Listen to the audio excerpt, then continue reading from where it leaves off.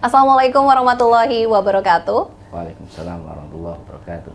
Apa kabar pemirsa CTV Banten? Kembali berjumpa bersama saya Ratu Fitri dalam Suara Parlemen bekerjasama dengan DPRD Provinsi Banten.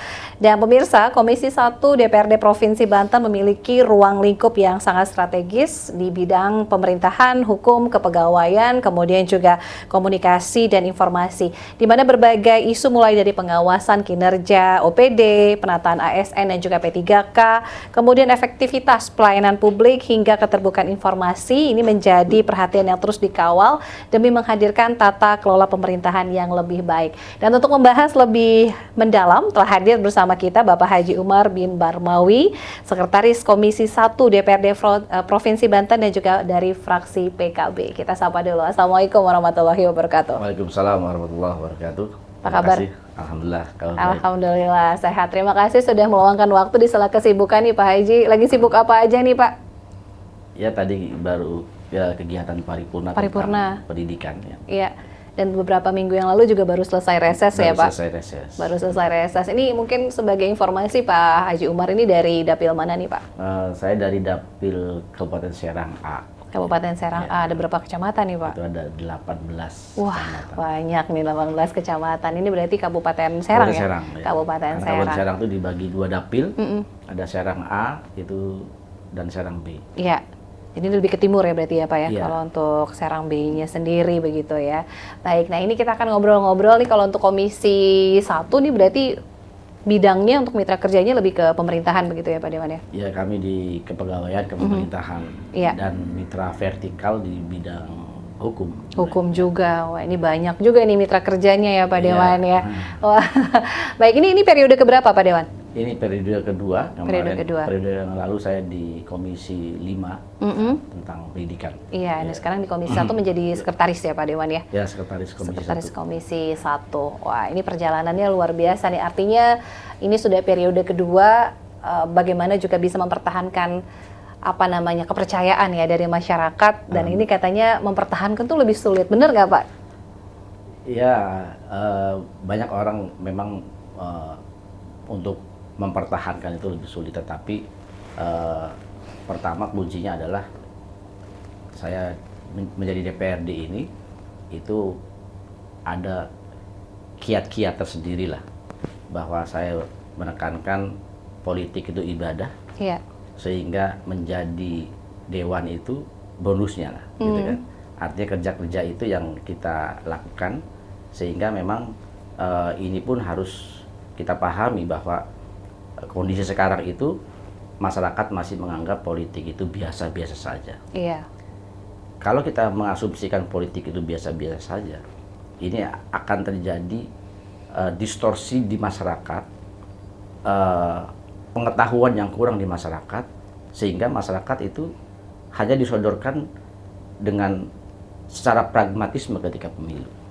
Maka yang dibutuhkan oleh seorang anggota DPR adalah bagaimana anggota DPR itu memberikan kemanfaatan, sehingga apa yang tadi saya hadir di paripurna tentang pendidikan ini pun menjadi bagian saya ikut terlibat di dalamnya.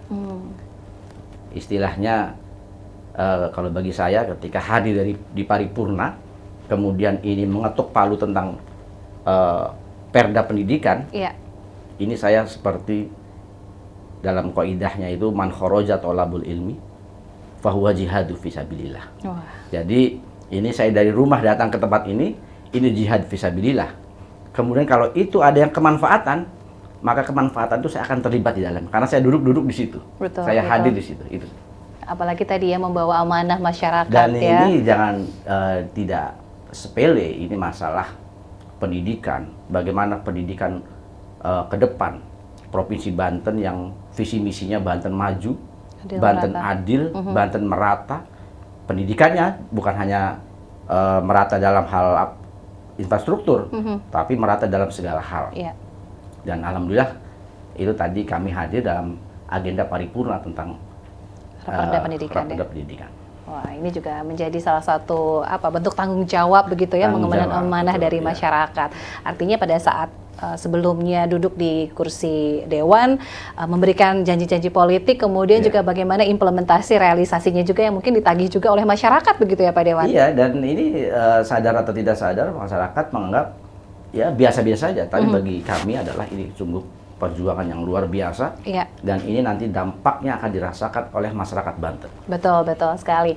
Nah, berangkat juga memang menjadi salah satu semangat tadi, berangkat dari semangat tadi di Kabupaten Serang begitu. Apa yang menjadi poin utama agar ada perubahan, terutama dari dapil pemilihan begitu. Kemudian juga mungkin aspirasi yang sering diutarakan dari masyarakat di dapil Bapak sendiri, Pak Dewan. Ya, dari sekian banyak ketika kunjungan kegiatan serap aspirasi melalui kegiatan reses, ini yang menjadi kendala yang sangat banyak adalah banyak masyarakat yang secara tiba-tiba tidak mengetahui yang tadinya mendapatkan program bantuan dari pemerintah, baik program melalui PKH, program melalui bantuan pangan non tunai, atau sekarang program bantuan non tunai itu, kemudian program-program yang tentang kesehatan, program PBI, tiba-tiba masyarakat dikagetkan dengan perubahan desil, yang mana banyak masyarakat penerapan desil ini tidak disosialisasikan kepada masyarakat.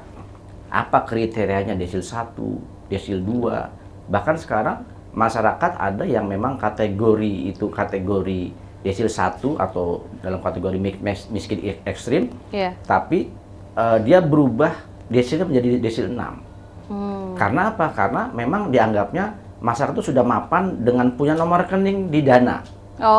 Kemudian dengan dengan adanya kendaraan motor di rumahnya.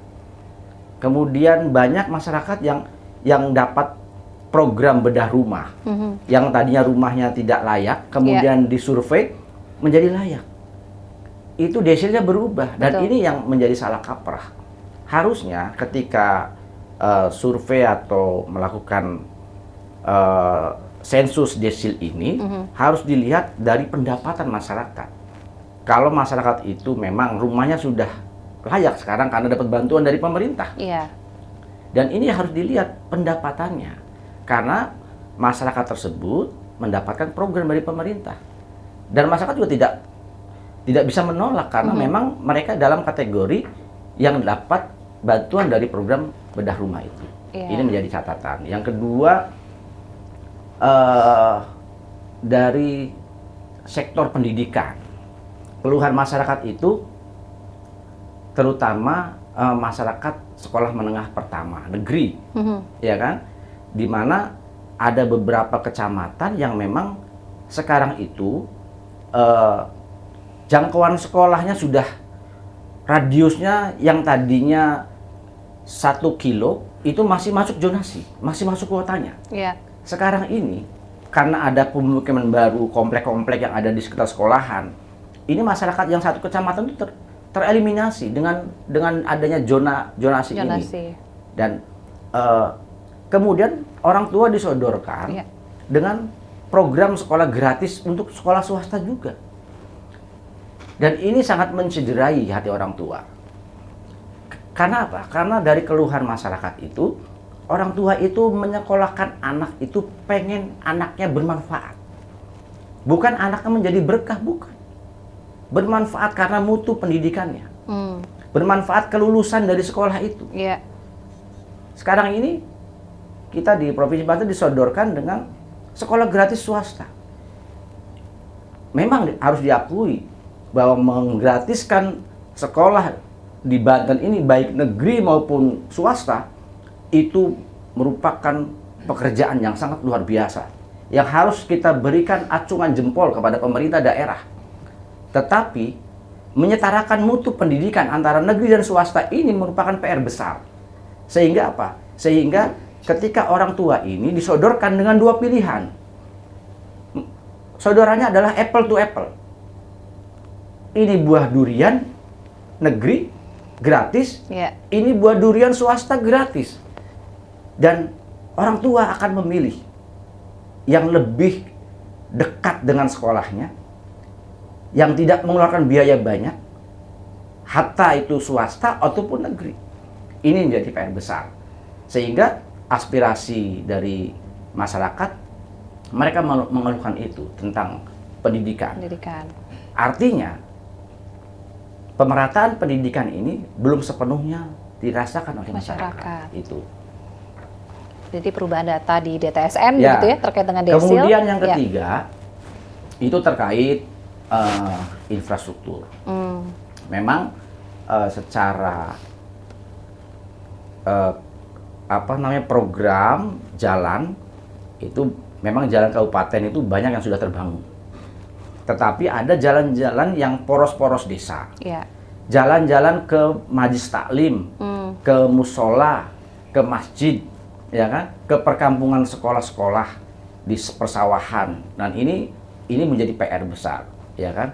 Tetapi lagi-lagi memang ini tergantung dari keadaan dari pemerintah Provinsi Banten, ya kan, dan lagi-lagi harapan masyarakat tidak tahu apa itu efisiensi, apa itu pengurangan anggaran, yang tahu jalan kami pengen dibangun bagus, kemudian juga masyarakat bisa melalui jalan itu untuk apa?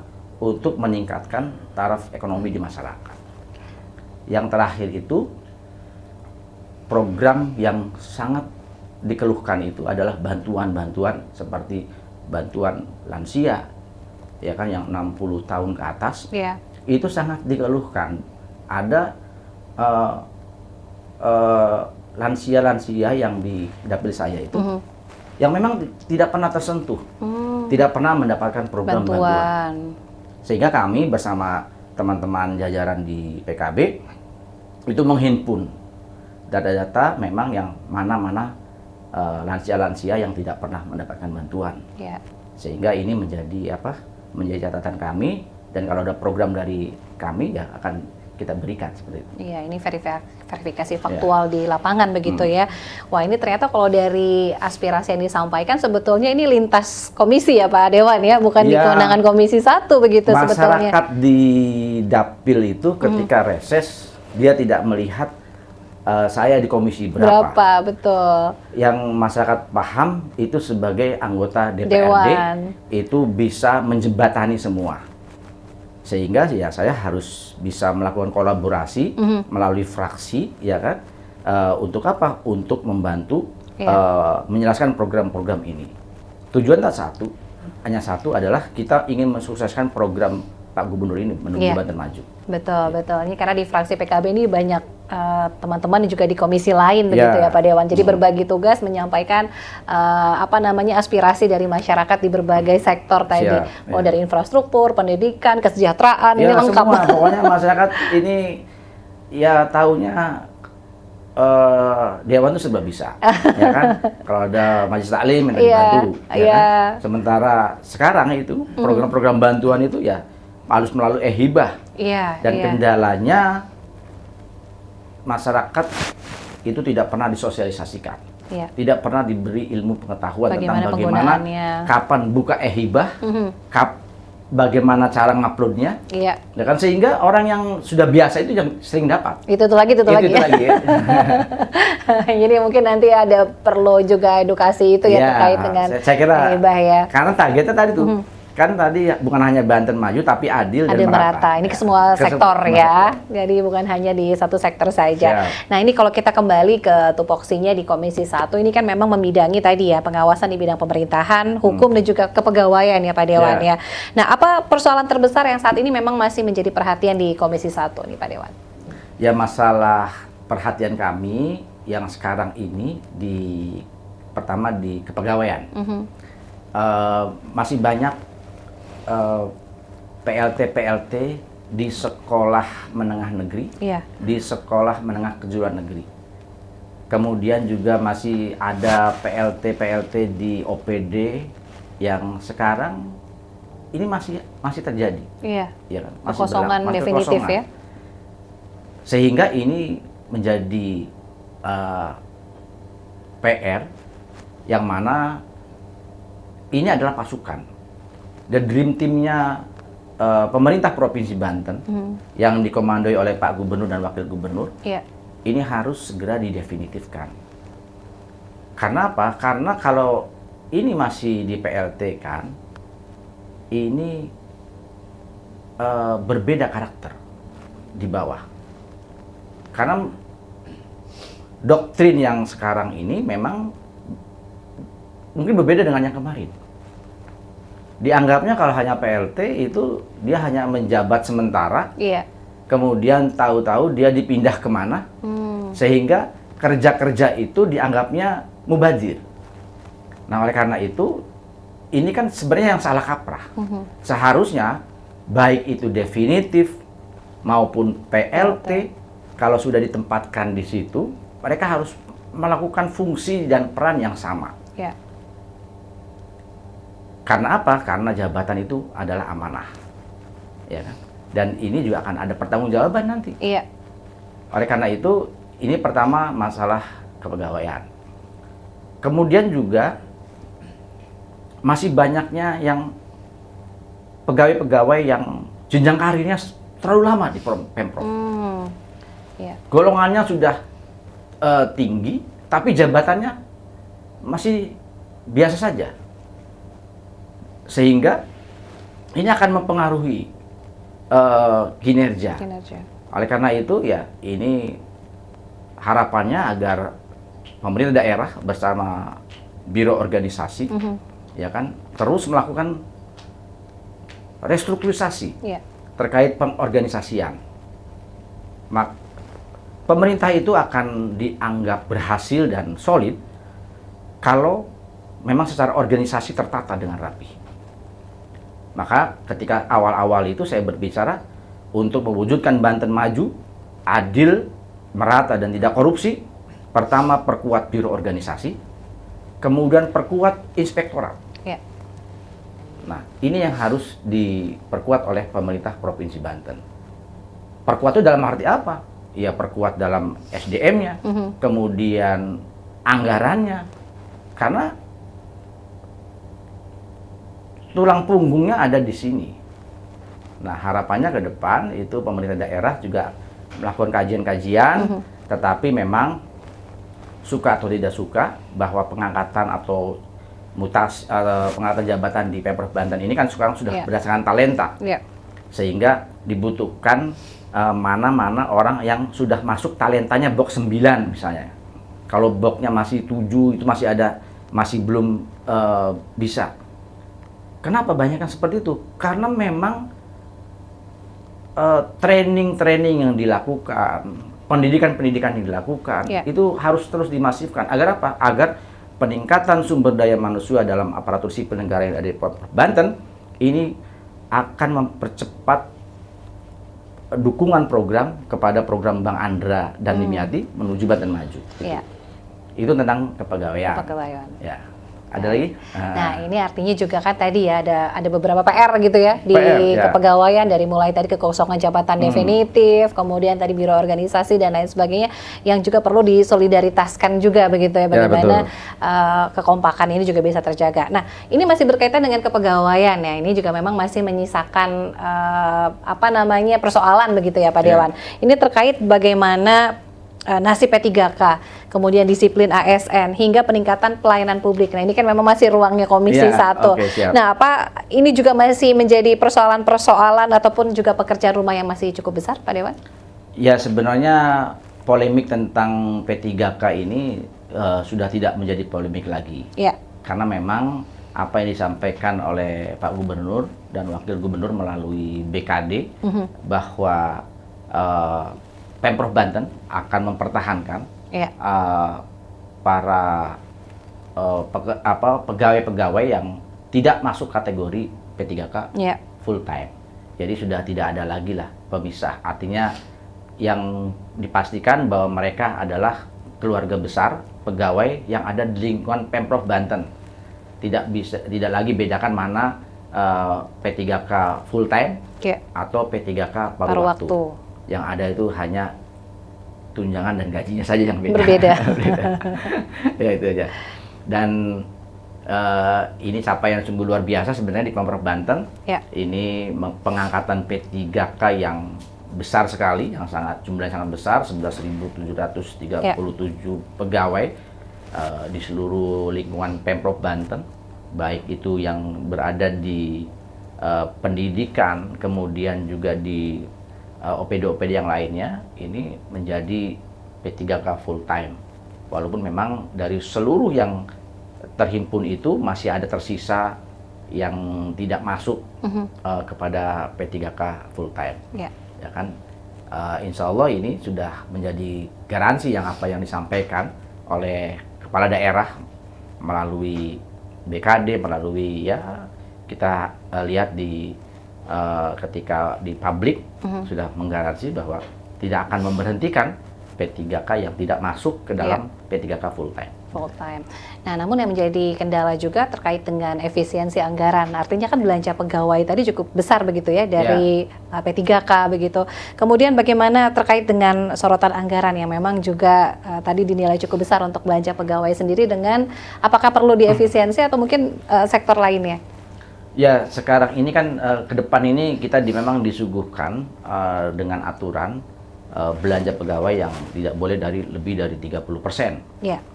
Sementara di Pemprov Banten ini sudah mungkin di atas 40%. Dan ini menjadi PR, menjadi ya perhatian yang sangat serius, bagaimana ke depan itu satu arah, ya tidak tidak ada ya secara drastis pengurangan sekaligus pun tidak. Ya kan, karena memang ini aturan bahwa belanja pegawai itu maksimal 30% aturannya. Kemudian bagaimana nanti Pemprov ini menyiasati dengan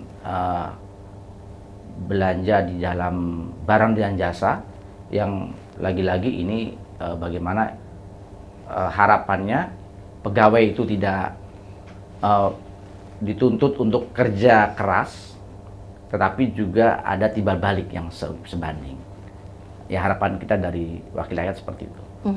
Apalagi mungkin untuk efisiensi nih, kalau kita ngomongin soal efisiensi anggaran, artinya dengan adanya efisiensi mudah-mudahan juga tidak memotong efisiensi untuk program yang langsung dirasakan oleh masyarakat juga begitu ya Pak Dewan? Ya, efisiensi ini kan sudah jelas di postur APBD ini kan, kalau kita secara matematikanya sudah ada porsi-porsinya. Untuk pendidikan minimal 25%, kemudian untuk kesehatan minimal 10%, kemudian untuk infrastruktur minimal 40%, kemudian untuk bantuan-bantuan yang lainnya, belum belanja pegawai. Ini kalau di total ini lebih dari 100%. Nah, tapi lagi-lagi memang inilah Pemprov harus melakukan secara manajerial, sehingga ini jangan sampai program-program kemanfaatan untuk masyarakat itu terbengkalai karena alasan efisiensi. Bagaimana Pemprov juga harus menggenjot kepada kepada pendapatannya, ya kan? Pendapatan ini harus ya kalau bisa dibuka selebar-lebarnya kepada masyarakat, sehingga tidak ada lagi keluhan-keluhan bahwa pendapatan kita menurun. Sementara secara gambaran saja, ya kan, orang beli bensin dari pajak bensin itu kan tidak ada penurunan. Kemudian bagaimana pajak kendaraan bermotor, orang tidak mengalihkan pajaknya ke daerah lain gitu. Nah, ini pun harus dijawab oleh pemerintah daerah.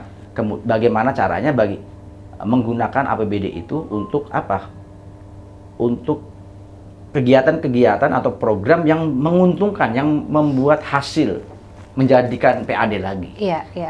Nah, kita lihat sih bagaimana sekarang BUMD itu apakah sudah sesuai dengan porsi jabatan atau porsi kewenangannya. Bagaimana menggenjot pendapatan di Pemprov Banten ini semaksimal mungkin. Harus ditarget, yang tadinya 10% pendapatan, Pemprov harus berani menarget. Kalau tidak tercapai, Anda diganti. Seperti itu. Ya sama seperti halnya, sehingga masyarakat ini tidak tahu, tidak mau tahu tentang wih, pendapatan kita berkurang, sehingga program Anda untuk masyarakat berkurang. Kemudian program perbaikan jalan berkurang. Masyarakat tidak mau tahu. Yang tahu, kamu sebagai pemerintah daerah, tolong dibangun jalan kami, tolong dibantu hibah-hibah melalui bantuan-bantuan pondok, bantuan masjid, ya kan? Kemudian tolong dibantu juga program-program yang lainnya. Ya, masyarakat seperti itu. Dan pemerintah daerah harus mengedepankan visinya tasarruful imam ala ra'iyah manutun bil maslahah. Jadi kebijakan pemimpin daerah ini harus dilandaskan dengan kemanfaatan.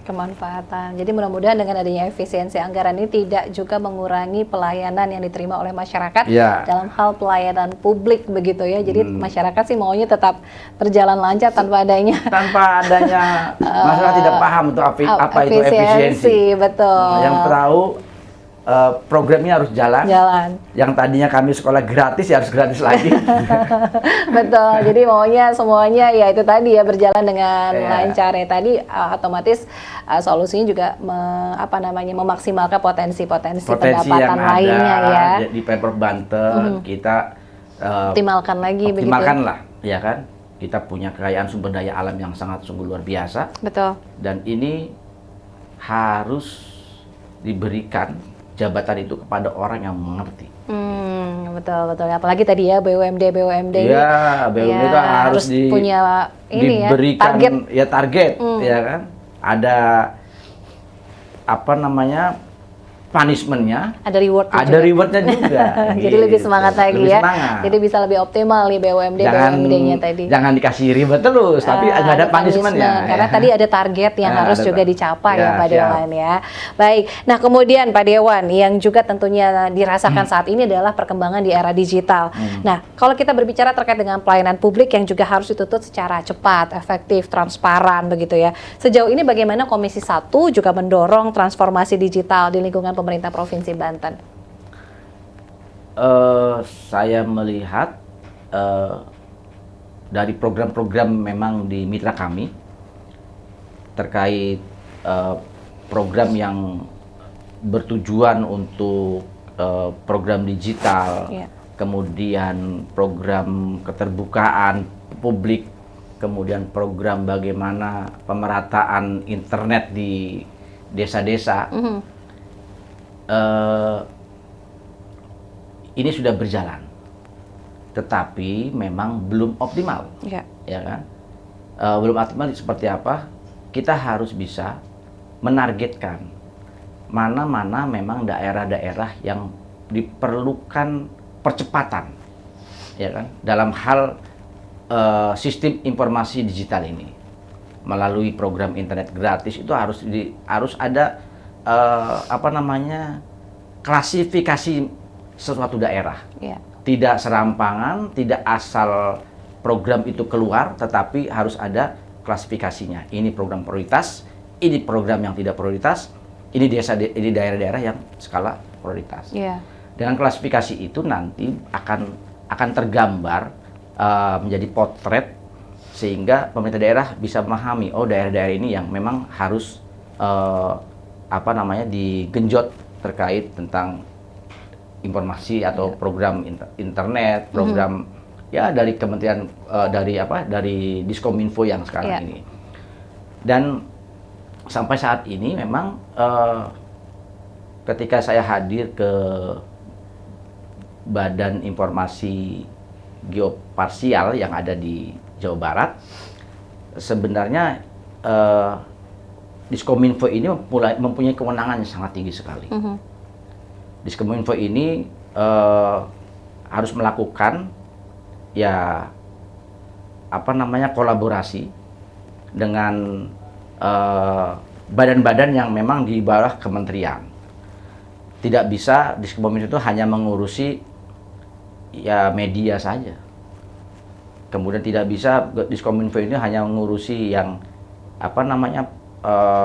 program yang ada di internal Pemprov Banten saja. Tetapi Diskominfo sekarang ini harus bisa menjembatani dan berkolaborasi dengan badan-badan yang memang berkaitan dengan itu. Ya kan? Sehingga di Badan Informasi Geoparsial ini, atau ini kan sebuah badan yang memang mencerminkan peta potret daerah, dan lagi-lagi memang ini butuh dukungan anggaran. Iya. Sementara ini di Pemprov Banten itu sudah ada websitenya, tetapi masyarakat tidak bisa membuka. Harusnya memang website itu dibuka, masyarakat bisa membuka. Kalau Pemprov ada sendiri passwordnya. Ini login yang untuk masyarakat. Contoh, sekarang ini masyarakat tidak tahu mana itu zona-zona yang diklasifikasi sebagai zona industri, kemudian hutan lindung, kemudian juga situ. Kalau itu disodorkan melalui peta tadi itu, ini masyarakat sudah gampang melihat. Sehingga ini butuh kolaborasi. Dan badan-badan yang ada yang sekarang itu ada itu sebenarnya menunggu. Kita yang sebagai usernya ini harus bisa menjemput bola. Kalau kita mau melakukan hal-hal yang memang di satu sisi yang dikategorikan keterbukaan publik ini. Masyarakat tidak tanya lagi mana zona RT RW-nya. Masyarakat sudah tahu dari informasi yang disodorkan oleh Diskominfo ini, masyarakat sudah tahu. Tidak perlu lagi ke tata ruang. Kan sekarang harus ke tata ruang. Begitu di Sherlock ini baru tahu, oh ini zonanya bukan zona industri. Pemetaan ya. Harusnya ini Diskominfo itu menyuduhkan, ya kan, sebagai OPD yang berada di garda terdepan untuk mempublikasi potret pemerintah Provinsi Banten, ya ada Diskominfo. Dan ini harus diamini oleh kepala daerah. Dengan apa? Dengan memberikan porsi anggaran kepada Diskominfo. Supaya apa? Supaya memang kerja-kerja ini dilakukan.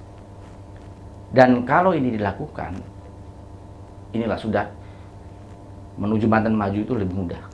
Betul, keterbukaan informasinya ya. Informasi, ya kan. Sekarang ini di satu sisi kita ingin menuju maju, tetapi porsi anggarannya seperti copy paste. Ya kan? Dan itu tidak bisa. Sekarang ini di era yang sudah masyarakat membuka ruang, bisa melihat langsung. Betul. Ya kan? Ini harus berbeda larinya. Yang tadinya kita jalani tempat, kita harus lari kencang. Lari kencang karena apa? Karena visi misi Pak Gubernur Banten sekarang ini kan mengajak lari kencang para OPD.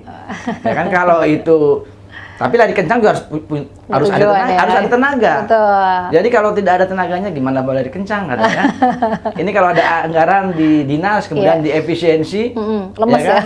Sehingga ya yang penting jalan sajalah katanya kan gitu. Nah, dan ini harus bekerja sama seluruh stakeholder yang ada di pemerintah Provinsi Banten, baik itu dari sisi pendapatan, kemudian dari sisi penggunaan anggaran. Jadi tidak ada program yang mandek, yang tidak berjalan kalau ada anggarannya, tetapi juga kalau ada anggarannya butuh perhatian pengawasan yang kuat. Perkuat inspektorat dalam hal apa? Dalam hal menyelaraskan atau mengerjakan program-program pemerintah daerah ini. Fungsi pengawasan lagi nih ya. Apalagi sekarang masyarakat tuh udah sangat kritis ya Pak Dewan ya. Dengan informasi publik tuh pasti ingin tahu gitu bagaimana transparansinya sendiri. Nah kalau tidak salah Komisi 1 juga pernah melakukan audiensi dengan Metro TV ya Pak Dewan ya, terkait kerjasama publikasi. Nah, mengapa publikasi kinerja DPRD ini dinilai juga penting untuk terus diperkuat nih Pak Dewan? Ya sebenarnya kami hadir ke Metro TV itu melakukan ya studi komparasi, kemudian melakukan kajian-kajian komunikasi. Memang kami melihat bahwa jangkauan Metro TV ini dalam hal mempublikasi ini kan sudah di masyarakat mau terpencil saja sudah gampang. Betul. Ya kan. Nah, sehingga kami butuh hadir ke Metro TV dengan teman-teman Komisi 1 dalam rangka bagaimana Metro TV juga memberikan publikasi terkait capaian-capaian yang sudah dilakukan oleh DPM PTSP Provinsi Banten yang sudah bekerja keras nih kan, menghadirkan investor untuk investasi di Banten. Jangan sampai sisi negatifnya itu langsung viral, tetapi capaian-capaian positif ini tertutup awan, gitu kan? Sehingga memang butuh kita saat dikomparasi atau komunikasi agar memang televisi-televisi yang skala nasional ini juga bisa ikut mempublikasi capaian pemerintah Provinsi Banten. Karena Banten ini tidak jauh dari ibu kota, potretnya sangat dekat sekali, ya kan? Sehingga ya lagi-lagi komunikasi pemerintah daerah. Kita hanya menjembatani sebagai DPRD, pemerintah daerah berkomunikasi nanti. Ya mudah-mudahan ya bukan hanya TV-TV lokal saja, tidak mengingatkan bahwa TV lokal akan ini. Artinya kolaborasi itu bagaimana ini Banten ini sangat luas sekali. Dari Lebak, kemudian ada yang sekarang ini menjadi kawasan target industri di sana. Kemudian ada KEK di Labuan. Kemudian zona industri yang ada di Kota Cilegon. Apalagi sekarang ini investasi akan masuk lagi ke Pemprov Banten yang ada di Kota Cilegon. Nah, ini butuh publikasi. Sehingga orang akan mengetahui ternyata Banten ini luar biasa. Investasi tumbuh di Banten. Betul.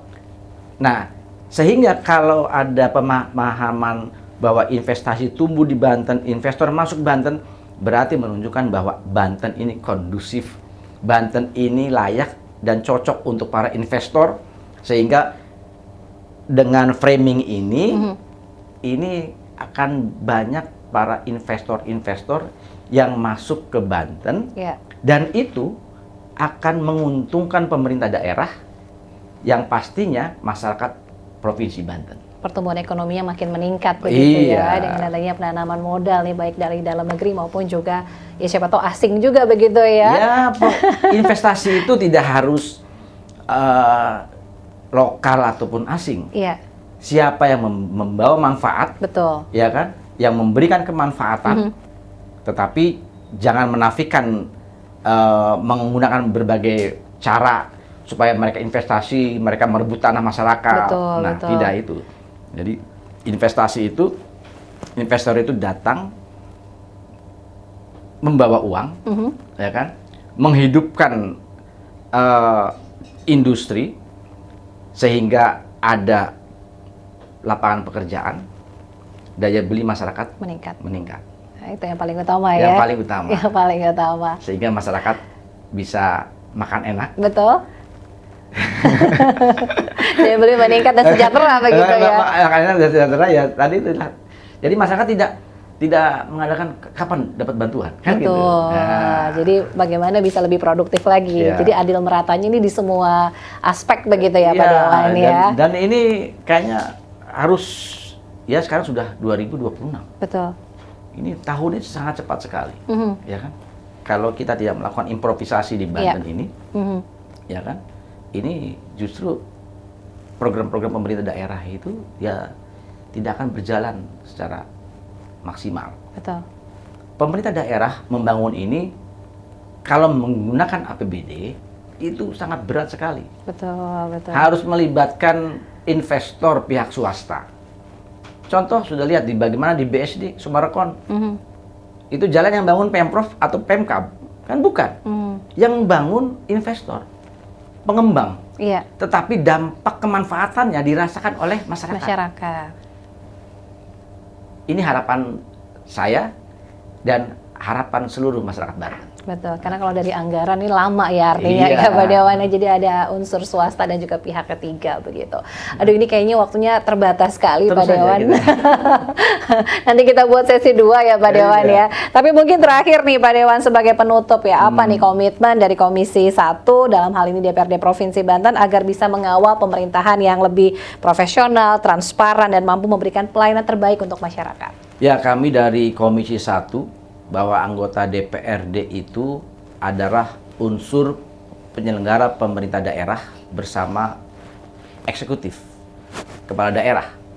Sehingga kami di Komisi 1 ini pasti akan melakukan bukan hanya sisi sebagai budgeting saja, sisi pengawasan dan pembuat perda, tetapi kami juga akan selaras, akan melakukan hal-hal yang memang ini dibutuhkan oleh pemerintah daerah Provinsi Banten.